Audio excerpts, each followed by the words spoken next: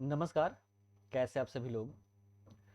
भारतीय राज्य व्यवस्था के अंतर्गत आज हम भारतीय संविधान के भाग 3 में प्रदत्त स्वतंत्रता के अधिकार की चर्चा करने जा रहे हैं, जिसे अंग्रेजी में राइट टू फ्रीडम कहते हैं। और ये स्वतंत्रता का अधिकार जो है, ये भारतीय संविधान के भाग 3 के अंतर्गत अनुच्छेद 19 से लेकर अनुच्छेद 22 तक दिखाई पड़ता है। इसके तहत इसको सम्मिलित किया गया है और कहा जाता है कि अगर मौलिक अधिकारों की हम बात करें तो इसमें सबसे महत्वपूर्ण मौलिक अधिकार जो है ये स्वतंत्रता का अधिकार है, क्योंकि बिना स्वतंत्रता के व्यक्ति का किसी भी प्रकार से विकास हो ही नहीं सकता। चाहे नैतिकता का विकास की हम बात कर ले या किसी भी तरीके के विकास की, बिना स्वतंत्रता के ये संभव नहीं है। इसलिए मौलिक अधिकारों में सर्वोच्च अधिकार अगर हम देखें तो उसको हम स्वतंत्रता के अधिकार को मानते हैं। और इसके तहत भारतीय संविधान में अनुच्छेद 19 से लेकर अनुच्छेद 22 तक ये ऐसे अधिकारों को सम्मिलित किया गया है। तो आज की एक कक्षा के आधार पर, है ना, इस एक कक्षा में हम अनुच्छेद 19 से लेकर अनुच्छेद 22 तक की हम चर्चा करने वाले हैं। ये पूरा का पूरा टाइपिंग मटेरियल होगा। आप सबको पता ही है कि मैं अभी घर पर नहीं हूं और किसी विशेष कार्य से, अर्जेंट वर्क से मुझे आनन फानन में दिल्ली के लिए निकलना पड़ा। और ये जो क्लासेस है यहीं से मैं यहाँ रिकॉर्ड कर रहा हूँ और रिकॉर्ड करके आप सभी को उपलब्ध करवा रहा हूँ, है ना। काम में थोड़ा सा मैं व्यस्त हूँ, लेकिन फिर भी अपनी कक्षाएं ऑफ ना हो, एक दो दिन तो ऐसे ही ऑफ हो गई, लेकिन अब ऑफ ना हो इसलिए आप सभी को रिकॉर्डेड फॉर्मेट में प्रतिदिन 2-3 वीडियोस आप सभी को मिलते रहेंगे, ठीक है ना। तो चलिए सेशन को स्टार्ट करते हैं। और यहाँ पर सारी चीजें मैंने कोशिश किया है कि टाइपिंग फॉर्मेट में आप सभी को दे दूं, और ये जो पीडीएफ है वो सभी के सभी आपको एप्लीकेशन पर मिल जाएंगे, है ना। जो एप्लीकेशन वाले बच्चे उनको तो मिल ही जाएंगे, और जो यूट्यूब वाले हैं ये आप स्क्रीनशॉट लेकर इसका नोट्स कंप्लीट कर लीजिएगा, ठीक है। तो चलिए यहाँ पर स्वतंत्रता के अधिकार की हम चर्चा करते हैं, और इसमें हम बात करने वाले अनुच्छेद 19 से लेकर अनुच्छेद 22 तक। तो सबसे पहले अनुच्छेद 19 की बात कर लें तो अनुच्छेद 19 जो है ये वाक स्वतंत्रता आदि विषय से संबंधित अधिकारों का संरक्षण प्रदान करता है, ठीक है। किससे संबंधित? तो वाक से, यानी कि बोलने से संबंधित जो विभिन्न प्रकार के अधिकार हैं, इन अधिकारों का ये रक्षा करता है, ठीक है ना। इन अधिकारों का ये क्या करता है? रक्षा करता है। अब इसके अंतर्गत बहुत सारी बातें यहां पर कही गई है कि कैसी कैसी, है ना, कैसी कैसी आपको इसके अंतर्गत स्वतंत्रता दी जाएगी। तो अनुच्छेद 19 का ए जो है ये वाक एवं अभिव्यक्ति की स्वतंत्रता के अधिकार की चर्चा करता है।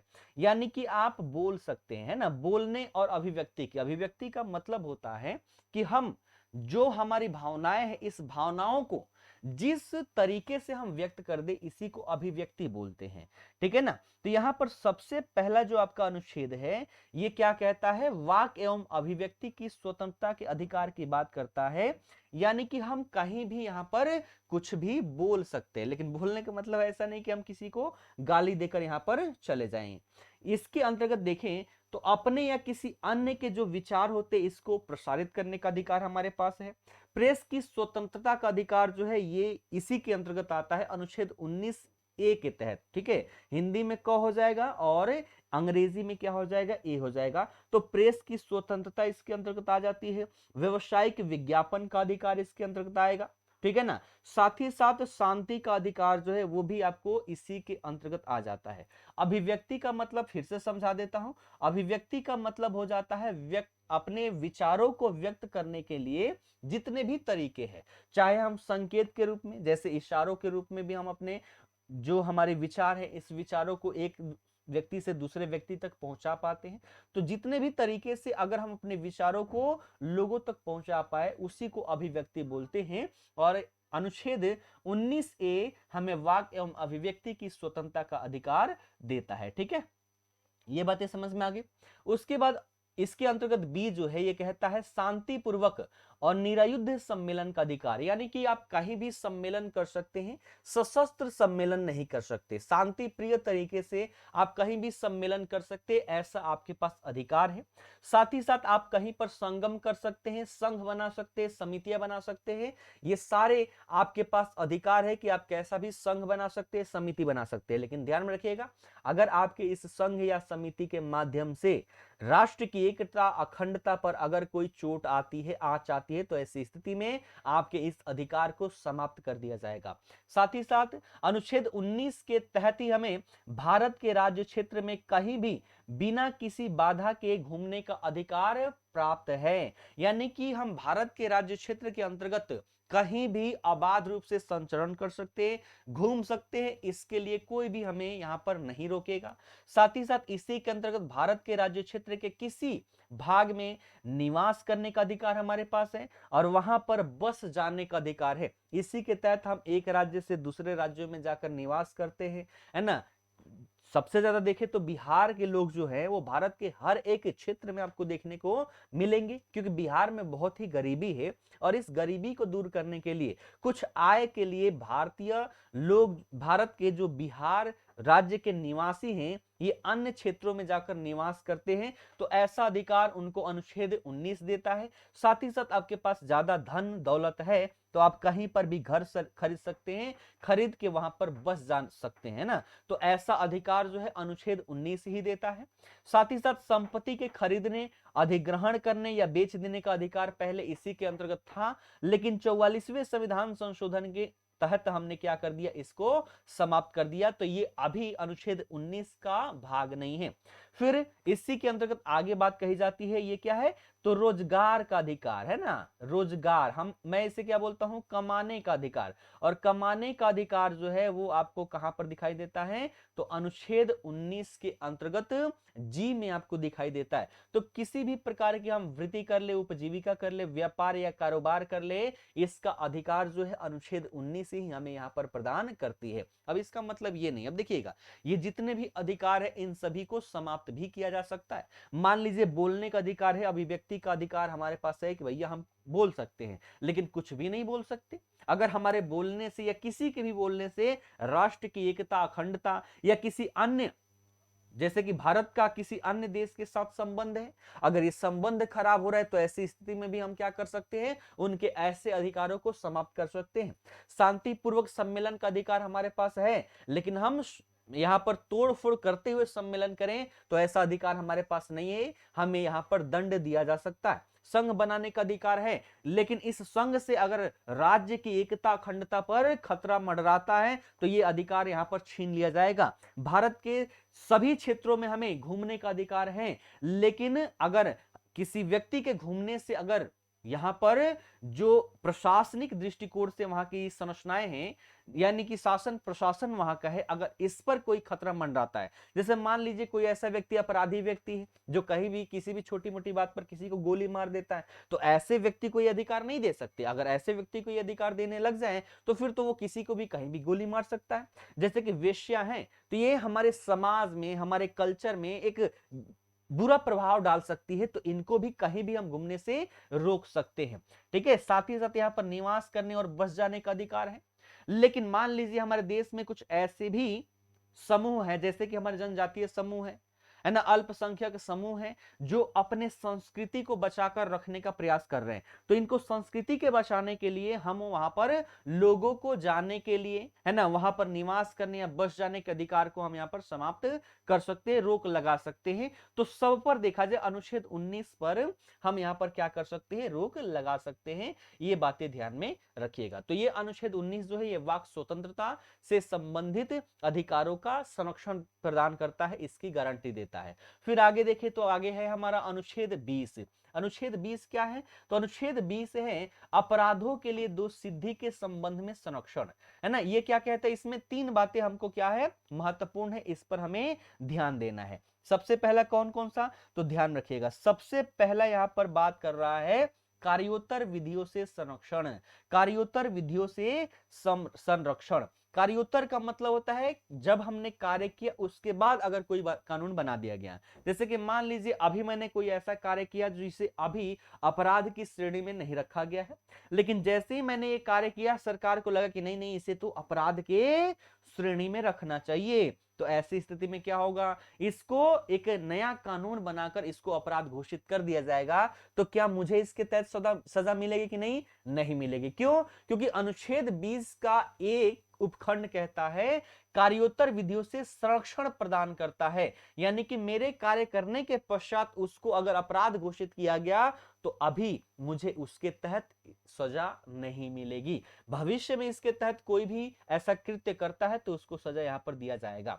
इसी के अंतर्गत उपखंड बी कहता है, उपखंड ख कहता है दोहरे दंड से संरक्षण। यह हमें दोहरे दंड से संरक्षण प्रदान करता है, यानी कि कहता है क्या कहा जाएगा, ध्यान में रखिएगा, तो कोई भी व्यक्ति एक ही अपराध के लिए एक बार से अधिक बार दंडित नहीं किया जा सकता, है ना। जैसा कि मान लीजिए कोई व्यक्ति एक बार यहां पर चोरी कर लिया 100 रुपए चोरी करने का दंड यह हुआ कि उससे 10 रुपए हर्जाने के रूप में भरवाया जा सका। ठीक है, अब मान लीजिए यहां पर सबसे पहले ग्राम कचहरी में गया, वहां पर 10 रुपए दंड भरवा लिए गए, फिर उसके आगे इसको बढ़ा दिया कि नहीं भैया हम इससे संतुष्ट नहीं हैं, तो जिला न्यायालय में चला गया, वहां पर भी 10 रुपए वसूल लिए गए, फिर यहां से भी ये संतुष्ट नहीं हुआ तो फिर उच्च न्यायालय, फिर सर्वोच्च न्यायालय तक पहुंचेगा। तो हर जगह बार बार इसको दंड नहीं दिया जाएगा, एक कार्य के लिए एक ही दंड इसके लिए यहां पर दिया जाएगा, ये बातें ध्यान रखिएगा। तो दोहरे दंड से ये संरक्षण प्रदान करता है। और उपखंड सी कहता है आत्म अभिशंसन से संरक्षण, प्रोटेक्शन फ्रॉम सेल्फ इंक्रिमिनेशन, यानी कि किसी भी व्यक्ति को जिस पर कोई अपराध लगाया गया है स्वयं अपने विरुद्ध साक्ष्य देने के लिए उसको बाध्य नहीं किया जा सकता।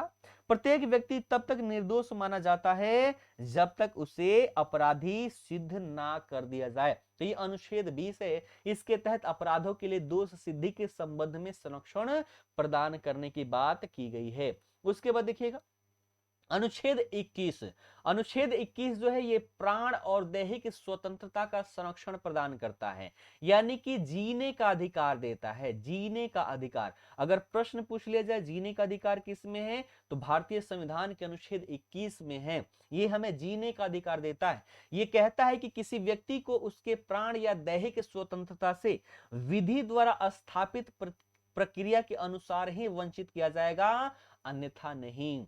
यानी कि देखिए जीवन जीने का अधिकार, जैसे कि कोई भी दंपति है यहां पर अपने संतति उत्पत्ति कर सकता है ना, अपने बच्चे पैदा कर सकता है, लेकिन उसे मारने का अधिकार उसके पास नहीं है। संविधान ऐसा करने से मनाही वहां पर करती है कि भैया आप किसी के जीवन को समाप्त नहीं कर सकते। अगर दैहिक स्वतंत्रता से मुक्ति अगर देनी है तो ये केवल कानून बनाकर, जैसा कानून में बातें की गई, जैसे फांसी की भी सजा है, आजीवन कारावास है, यानी कि उसको कारावास में रखते हुए उसको उसके जीवन से मुक्त कर दिया जाएगा। तो ये हमने कानून यहां पर बना रखा है और इसी के तहत किसी व्यक्ति की दैहिक स्वतंत्रता को हम छीन सकते हैं, अन्यथा की स्थिति में नहीं छीन सकते। अब देखिएगा इसको लेकर बहुत सारे केस हुए, है ना, सुप्रीम कोर्ट में, हाई कोर्ट में, जिला न्यायालय में, हर जगह लेकर इस एक अनुच्छेद को, प्राण एवं दैहिक स्वतंत्रता के संरक्षण को लेकर कई सारे केसेस हुए और इसमें धीरे धीरे सुप्रीम कोर्ट के द्वारा ये बातें कही गई कि भैया इसके तहत ये सारी चीजें सम्मिलित है। जैसे यहां पर कहा जाए प्राण एवं दैहिक स्वतंत्रता यानी जीने का अधिकार।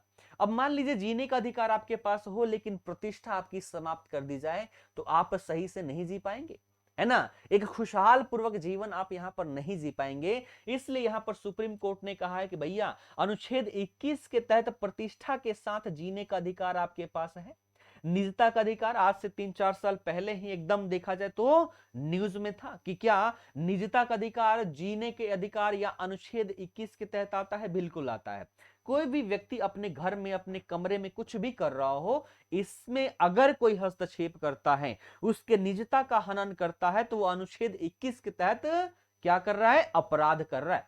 तो जो निजता का अधिकार है ये अनुच्छेद 21 के तहत है। निजता जो है हर व्यक्ति का जीने का अधिकार है। अब वो निजी अपने जीवन में कुछ भी कर रहा हो, अगर उसको हम सार्वजनिक कर दें तो फिर वो समाज में कहीं भी मुंह दिखाने लायक नहीं रहेगा, यानी कि वो उसको अच्छे से जीने नहीं देगा। इसलिए जीने के अधिकार के तहत हमने निजता के अधिकार को रखा। जीवन रक्षा का अधिकार जो है ये भी हमारे अनुच्छेद 21 के अंतर्गत ही आएगा। स्वच्छ पर्यावरण में रहने का अधिकार जो है ये भी हमारा अनुच्छेद 21 में है। जीना है और मान लीजिए आप गंदगी में बैठे हुए हैं, जहां पर आपका घर है वहां पर कचड़ा कचड़ा ही भरा पड़ा है, तो आप सही से नहीं जी पा रहे, ये आपके अधिकार के खिलाफ है। तो स्वच्छ पर्यावरण में रहने का अधिकार जो है अनुच्छेद 21 के तहत ही आता है। स्वास्थ्य का अधिकार हमारे पास है और इसी के तहत सरकार जो है हमें फ्री में स्वास्थ्य सुविधाएं उपलब्ध करवाती है ना। स्वच्छता इसी के तहत सरकार उपलब्ध करवाती है, जैसे नगर पालिकाओं में क्या है, कूड़े कचरे ये सारी चीज सरकार की जिम्मेदारी होती है। तो स्वच्छ पर्यावरण में रहने का अधिकार, स्वास्थ्य का अधिकार, ये सब अनुच्छेद 21 के तहत ही आएगा। 14 वर्ष की उम्र तक निःशुल्क शिक्षा का अधिकार जो है ये भी अनुच्छेद 21 के तहत ही आएगा, है ना। इसकी चर्चा आगे अगले अनुच्छेद में हम करने वाले हैं, ठीक है। साथ ही साथ हथकड़ी लगाने के विरुद्ध अधिकार, बंधुआ मजदूरी करने के विरुद्ध अधिकार। अब देखिएगा, पहले बंधुआ मजदूरी बड़े स्तर पर था। बंधुआ मजदूरी क्या होता है? अब मान लीजिए हमारे पिताजी ने किसी से कर्जा ले लिया और कर्जा ले लिए और उसका ब्याज दर इतना था कि वो ब्याज चुकाते चुकाते इनकी मृत्यु हो गई। तो ऐसी स्थिति में अब मुझे यहां पर क्या किया जाएगा? मुझे मजबूर किया जाएगा, भैया तुम्हारे पिताजी ने इतना रुपया लिया हुआ था, अब तुम हमारे यहां मजदूरी करोगे, तुम्हारे बंधुआ मजदूर हुए और जब तक तुम इसका भरपाया नहीं करोगे तब तक तुम मेरे यहां ही मजदूरी करते रहोगे। तो क्या ये जीने के अधिकार के अनुरूप है? बिल्कुल भी नहीं है, ये इसके विरोध में है। इसलिए बंधुआ मजदूरी करने के विरुद्ध अधिकार जो है ये भी अनुच्छेद 21 के तहत आपको देखने को मिलता है। इसी के तहत सूचना का अधिकार, शोर प्रदूषण से मुक्ति का अधिकार, बिजली का अधिकार, साथ ही साथ कैदियों से संबंधित अधिकार भी है। जैसे आप लोग देखते होंगे, मूवी में ही कई बार देखे होंगे कि जो यहाँ पर कैदी होते हैं उनके साथ बड़े स्तर पर वहां पर मारपीट की जाती है ना, उनको सताया जाता है, ठीक है, उनका यहां तक कि शारीरिक शोषण किया जाता है। तो ये सब उसके जीने के अधिकार के खिलाफ है। तो सुप्रीम कोर्ट ने इसको भी अनुच्छेद 21 के व्याख्या के अंतर्गत रखा है कि कैदियों से संबंधित जो विभिन्न प्रकार के अधिकार हैं, है ना, वहां पर भी तो जीने का अधिकार होता है। तो वो सब के सब यहाँ पर अनुच्छेद 21 के तहत ही आएगा। ये बातें क्लियर है। अब आइए आगे हम बात करें अनुच्छेद 21 का, शिक्षा का अधिकार। शिक्षा के अधिकार की बात करें, ध्यान में रखिएगा, जो भारतीय संविधान का भाग 4 है, डीपीएसपी, है ना, यानी कि राज्य के नीति के निर्देशक तत्व जो हैं, उसमें भी अनुच्छेद 45 के तहत ये बात कही गई है कि राज्य जो है ये सभी बच्चों को 14 वर्ष की आयु पूरी करने तक निःशुल्क और अनिवार्य शिक्षा, है ना, निःशुल्क और अनिवार्य शिक्षा देने के लिए उपबंध करने का प्रयास करेगा। लेकिन यहां पर ध्यान दीजिएगा, गा गेगी, यानी कि ये गा है, ठीक है, राज्य को ये निर्देश दे रहा है। जो राज्य के नीति के निर्देशक तत्व हैं, इस पर तो सीधे तौर पर यह लिखा गया है कि भैया राज्य ऐसा करने का प्रयास करेगी, अगर ना करे तो इसको भी लेकर हम सुप्रीम कोर्ट या किसी भी न्यायालय में हम नहीं जा सकते कि भैया देख लीजिए अनुच्छेद इतने में ये लिखा हुआ, ये राज्य का कर्तव्य है, लेकिन राज्य ऐसा नहीं कर रही है ना। तो ये क्या था? ये जो शिक्षा का अधिकार है इसको अनुच्छेद 45 में रखा गया है ना। और राज्य का कर्तव्य बताया गया है कि राज्य का कर्तव्य होगा कि 14 वर्ष की आयु पूरी करने तक जितने भी बच्चे हैं इन सभी को निःशुल्क और अनिवार्य शिक्षा देने के उपबंध करने का प्रयास करेगा, भले ही करे या ना करे।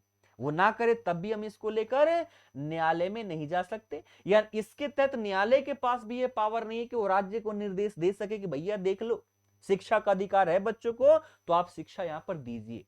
तो अगर ये 45 में रहता तो न्यायालय भी इस पर कोई भी उपबंध नहीं कर सकती, यहां पर कार्यवाही नहीं कर सकती इसके तहत। इसीलिए हमने क्या कर दिया, 86वां संविधान संशोधन अधिनियम 2002 के तहत हमने अनुच्छेद 21 में एक भाग क हमने यहां पर जोड़ दिया, उपबंध क। तो अनुच्छेद 21 का उपबंध क यहां पर क्या कहता है ना, उपखंड क कहता है शिक्षा के अधिकार की बात, है ना। यानी कि शिक्षा का अधिकार जो है ये भी जीने का अधिकार है, क्योंकि जो शिक्षित व्यक्ति होगा वो बेहतर तरीके से अपना जीवन व्यतीत कर पाएगा, और जो अशिक्षित होगा वो जीवन भर मजदूरी करके ही अपना जीवन यापन करेगा। इसलिए शिक्षा का अधिकार जो है ये भी जीने के अधिकार के अंतर्गत ही है। और 45 में होते हुए भी हमने अनुच्छेद 21 के तहत उपखंड क में हमने इस अधिकार को जोड़ दिया, ताकि न्यायालय राज्य को निर्देश दे सके कि भैया देख लो कोई भी बच्चा, है ना, कोई भी बच्चा जो 14 वर्ष से कम उम्र की है उसको निःशुल्क और अनिवार्य शिक्षा देना पड़ेगा, है ना। ये क्या है? उसका कर्तव्य है। तो इसमें कहा गया है कि राज्य जो है ये 6 से 14 वर्ष तक की उम्र के बच्चों को निःशुल्क और अनिवार्य शिक्षा उपलब्ध कराएगा। तो ये नीति निर्देशक तत्व नहीं है, ये मौलिक अधिकार है, हर एक बच्चों का अधिकार है, शिक्षा का अधिकार है, और ये अधिकार से कोई भी राज्य किसी भी बच्चे को वंचित नहीं कर सकती। ये बातें ध्यान में रखिएगा। क्लियर। अब आइए इसके तहत अंतिम अनुच्छेद है अनुच्छेद 22, जिसमें कुछ दशाओं में गिरफ्तारी और निरोध से संरक्षण की बात की गई है ना। कैसी बातें, आइए इसमें समझने का प्रयास करते हैं। इसको मुख्य रूप से हम दो भागों में विभाजित करके देख सकते हैं। पहले भाग की बात करें तो पहला भाग जो है उस व्यक्ति को जिसे साधारण कानून के तहत हिरासत में ले लिया गया है ना, इसको विभिन्न प्रकार के अधिकार उपलब्ध करवाता है। जैसे क्या, गिरफ्तार करने के आधार पर सूचना देने का अधिकार, यानी कि भैया आप गिरफ्तार कर रहे हो तो आप हमें ऐसे ही लेकर नहीं चले जाओगे जैसे मूवी में दिखाता है, पकड़ा और घसीटते हुए लेके चला गया। व्यक्ति पूछ रहा है कि भैया क्यों ले जा रहे हो, और पुलिस वाला बता नहीं रहा। ये क्या है, तो अनुच्छेद 22 का देखा जाए तो उसका विरोध हो रहा है। यहां पर अनुच्छेद 22 कहता है कि भैया आप हमें अधिक गिरफ्तार कर रहे हो तो हमारे पास ये अधिकार है जानने का कि आखिर आप हमें गिरफ्तार क्यों कर रहे हो। ठीक है, तो ये बातें ध्यान रखिएगा। अनुच्छेद 22 के तहत अगर किसी को गिरफ्तार किया जा रहा है तो उसके पास ये अधिकार है कि भैया उसे सूचना दिया जाए। कोई पुलिस वाला आपको गिरफ्तार करने के लिए आया है तो आपके पास अधिकार है ये चीज पूछ लेने का कि भैया किस आधार पर आप हमें गिरफ्तार कर रहे हो। ठीक है, तो पहली बात, गिरफ्तार करने का आधार पर सूचना देने का अधिकार। ठीक है, दूसरा, अगर मान लीजिए आपको गिरफ्तार कर लिया जाता है तो विधि व्यवसाय यानी कि कोई भी कानूनी व्यक्ति से परामर्श लेने का अधिकार है आपके पास। यानी कि आप अपने कोई भी वकील को रख सकते हैं, इससे आपको वंचित नहीं किया जाएगा। तो पहली बात, अगर आपको गिरफ्तार किया गया तो आपको जानकारी देनी पड़ेगी उस व्यक्ति को जो गिरफ्तार कर रहा है कि आपको गिरफ्तार क्यों किया जा रहा है। अगर गिरफ्तार किया भी गया तो ऐसी स्थिति में आपको अपने कानूनी परामर्शदाता से परामर्श लेने का अधिकार है। कोई भी नहीं बोलेगा कि भैया आप यहां पर वकील नहीं कर सकते, आप अपने मन चाहे वकील से परामर्श ले सकते हैं। अब देखिएगा, मान लीजिए जिस समय आपको यहां पर गिरफ्तार कर लिया गया उसके 24 घंटे के अंदर आपको दंडाधिकारी यानी कि मजिस्ट्रेट के सामने पेश होने का अधिकार है। 24 घंटे से ज्यादा देर तक आपको नहीं रखा जा सकता। ठीक है, ये बातें ध्यान रखिएगा। तो जब भी आपको गिरफ्तार किया गया उसके 24 घंटे के अंदर आपको क्या करना होगा, तो आपको जो मजिस्ट्रेट है उस मजिस्ट्रेट के समक्ष प्रस्तुत करना होगा। और साथ ही साथ ध्यान रखिएगा, दंडाधिकारी द्वारा बिना अतिरिक्त निरोध के 24 घंटे में रिहा करने का अधिकार, यानी कि यहां पर आपको 24 घंटे में रिहा करने का भी अधिकार है। ये बातें ध्यान में रखिएगा। ठीक है, तो तीन बात यहां पर मुख्य रूप से याद रखना है। अगर आपको गिरफ्तार किया जाता है तो आपको यह बताया जाएगा कि क्यों गिरफ्तार किया जा रहा है। अगर आपको गिरफ्तार कर लिया गया तो आप किसी भी वकील से परामर्श ले सकते हैं और आपको 24 घंटे के अंतर्गत मजिस्ट्रेट के सामने प्रस्तुत करना होगा। ठीक है, ये ध्यान रखिएगा। ये केवल किसके लिए है, तो ये केवल भारत के नागरिकों के लिए है ना, नागरिकों के लिए है। ये बातें ध्यान में रखिएगा, ये विदेशियों के लिए नहीं है। दूसरा भाग जो है ये नागरिक और विदेशी दोनों के लिए है, और ये नागरिक और विदेशी दोनों व्यक्तियों को सुरक्षा प्रदान करता है जिन्हें दंड विषयक कानून के अंतर्गत गिरफ्तार किया गया। ये क्या है था, साधारण कानून के तहत, और ये दंड विषयक कानून के तहत गिरफ्तार किया गया है। तो इनके लिए भी कुछ सुरक्षाएं हैं जो यहां पर सम्मिलित किया गया है। क्या चीज, सबसे पहला, व्यक्ति जो है उसकी हिरासत 3 महीने से ज्यादा नहीं बढ़ाई जा सकी।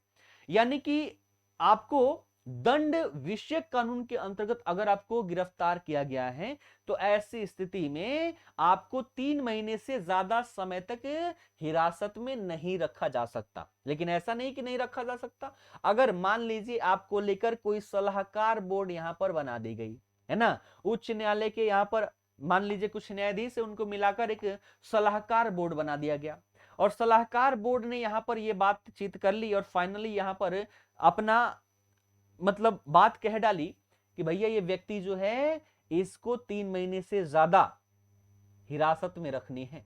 तो ऐसी स्थिति में ही आपको 3 महीने से ज्यादा हिरासत में रखा जा सकता है। लेकिन अगर सलाहकार बोर्ड ने ऐसी सिफारिश नहीं की तो आपको किसी भी सिचुएशन में 3 महीने से ज्यादा हिरासत में नहीं रखी जा सकती। ये बातें ध्यान में रखिएगा, ठीक है। अब मान लीजिए यहां पर अगला बात क्या कह रहा है कि निरोध का आधार संबंधी व्यक्ति को बताया जाना चाहिए कि भैया हम आपको क्यों यहां पर रख रहे हैं, है ना। ये बताना चाहिए कि हम आपको क्यों हिरासत में रख रहे हैं। लेकिन ध्यान रखिएगा, अगर कोई ऐसा मामला है जो सार्वजनिक हित के विरुद्ध है तो ऐसी स्थिति में बताना जरूरी नहीं है। जैसे मान लीजिए देश की एकता अखंडता को आप खंडित करने का प्रयास करते हैं तो ऐसी स्थिति में आपको तो पकड़ा भी जाएगा, 3 महीने से ज्यादा हिरासत में रखी भी जाएगी और आपको जबरदस्त तरीके से कूटा भी जाएगा। सलाहकार बोर्ड ने कहा कि नहीं भैया 3 महीने से ज्यादा, इसको 6 महीने तक रखो। तो अगर आप सार्वजनिक हित से संबंधित आपने कुछ इसके विरोध में कुछ नहीं किया तो आपको सलाहकार बोर्ड के द्वारा दिए गए निर्णय को बताया जाएगा कि आपको किस आधार पर 3 महीने से ज्यादा रखा जा रहा है। लेकिन अगर आपने सार्वजनिक हित के विरुद्ध कुछ ऐसा कार्य किया हुआ है, ठीक है, देश की एकता अखंडता के विरुद्ध ऐसा कार्य किया हुआ है, सार्वजनिक हित के विरुद्ध, यानी कि अगर किसी को बताया जाता है कि हाँ आपको किस संबंध में 3 महीने से ज्यादा हिरासत में रखा जा रहा है, अगर इससे कुछ खतरा है तो ऐसी स्थिति में आपको बताने की आवश्यकता यहां पर नहीं समझी जाएगी। ये बातें यहां पर ध्यान में रखिएगा। ये सारी चीजें हैं जो अनुच्छेद 22 के तहत है और ये गिरफ्तारी से संबंधित निरोध से संरक्षण हमें प्रदान करता है। साथ ही साथ ये भी ध्यान रखिएगा कि क्या ये जितनी भी हमने बातें की क्या ऐसा ही है, इसमें बढ़ोतरी या कमी नहीं की जा सकती? बिल्कुल की जा सकती है। और ये अधिकार जो है संसद के पास है।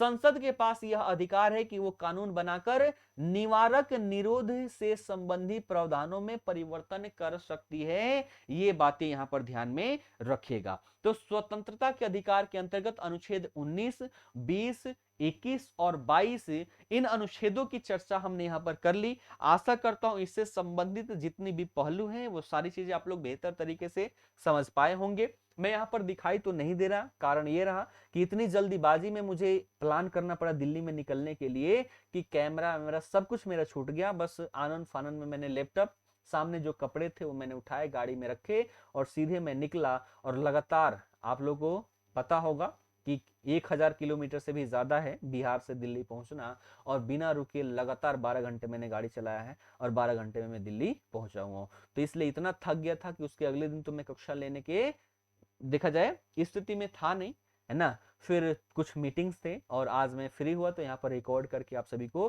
कक्षाएं उपलब्ध करवा रहा हूँ। और जब तक दिल्ली में हूँ तब तक आपको रिकॉर्डेड फॉर्मेट में क्लासेस मिलती रहेगी। एप्लीकेशन वाले जितने भी हैं उन लोगों से मैं एप्लीकेशन पर बातें भी करते रहूंगा, कभी कभी जूम मीटिंग पर भी आ जाऊंगा। बहुत लंबी अवधि तक नहीं, शायद अंतिम मीटिंग मेरी 17 17 16 या 17 को है, वो अंतिम मीटिंग करके और उसी दिन मैं शाम को निकल जाऊंगा ताकि अगले दिन सुबह या दोपहर तक मैं पहुंच जाऊं और फिर शाम से अपनी क्लासेस यहाँ पर कंटिन्यू हो जाए। तो ये सारी चीजें हैं, ये जितनी भी यहाँ पर आपके पीडीएफ हैं वो सारे के सारे एप्लीकेशन में मिल जाएंगे। जितने भी एप्लीकेशन वाले लोग हैं सभी लोग डाउनलोड करके अपना नोट्स बना लेंगे और यूट्यूब वाले अपना यहाँ पर स्क्रीनशॉट ले लेंगे। ठीक है, फिलहाल के लिए इतना ही रहने देते हैं। फिर कल की कक्षा में आपकी जितने भी अनुच्छेद 35 तक कल की कक्षा में रिकॉर्डेड कक्षा ही आपको उपलब्ध करवाऊंगा और कोशिश रहेगी कि अनुच्छेद 35 तक कल के कल में यहाँ पर समाप्त करवा दूं, क्योंकि अभी उतना डिटेल में नहीं करवाऊंगा जितना डिटेल में मैं ऐसे घर पे करवाता था। एक एक का पूरा विस्तार से एग्जाम्पल के साथ में दिया करता था, है ना। फिर भी वो सारी चीजें यहाँ पर होगी जो आपके सोच को बेहतर बनाएगी। ठीक है, तो चलिए आज इतना ही रहने देते हैं, सेशन को समाप्त करते हैं। आप सभी का बहुत बहुत धन्यवाद।